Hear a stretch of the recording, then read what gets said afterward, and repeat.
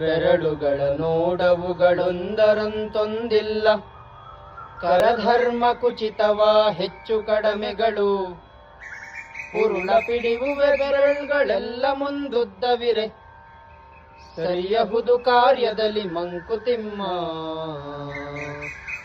ನಮ್ಮ ಕೈಗಳಲ್ಲಿ ಇರೋ 5 ಬೆರಳುಗಳು ಒಂದೇ ಸಮ ಇರಕ್ಕೆ ಸಾಧ್ಯ ಇಲ್ಲ.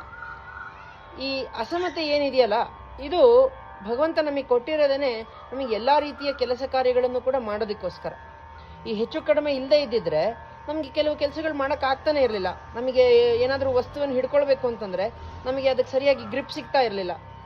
ಈ ರೀತಿ ಗುಂಡಪ್ಪನವ್ರು ಏನು ಹೇಳ್ತಾ ಇದ್ದಾರೆ ಅಂತಂದರೆ, ಕೆಲವೊಮ್ಮೆ ಈ ಅಸಮತೆಗಳಿದ್ರೇ ನಮ್ಮ ಜೀವನ ತುಂಬ ಸುಗಮವಾಗಿ ನಡೆಯೋದಕ್ಕೆ ಸಾಧ್ಯ.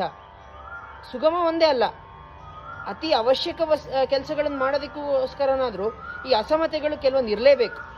ಎಲ್ಲ ಒಂದೇ ಥರ ಇರೋದಕ್ಕೆ ಸಾಧ್ಯ ಇಲ್ಲ. ನಮ್ಮ ಕೈ ಬೆರಳುಗಳಲ್ಲಿ ನಮ್ಮ ಕೈಯಲ್ಲಿ ಇರೋ ಬೆರಳುಗಳು ಹೇಗೆ ಒಂದೇ ಸಮ ಇರೋದಿಲ್ವೋ, ಮನುಷ್ಯರ ಮನಸ್ಸುಗಳು, ಸಮಾಜದ ಸ್ವಭಾವ ಒಂದೇ ರೀತಿ ಇರೋದಕ್ಕೆ ಸಾಧ್ಯ ಇಲ್ಲ. ಈ ಅಸಮತೆಯನ್ನು ನಾವು ಅಪ್ಪಿಕೊಂಡ್ರೆ ಜೀವನ ತುಂಬ ಚೆನ್ನಾಗಿರುತ್ತೆ ಅನ್ನೋದು ಈ ಕಗ್ಗದ ಗೂಢಾರ್ಥ. ನಿಮ್ಗೇನು ಅನ್ಸುತ್ತೆ? ಕಮೆಂಟ್ ಮಾಡಿ. ನಮಸ್ಕಾರಗಳು.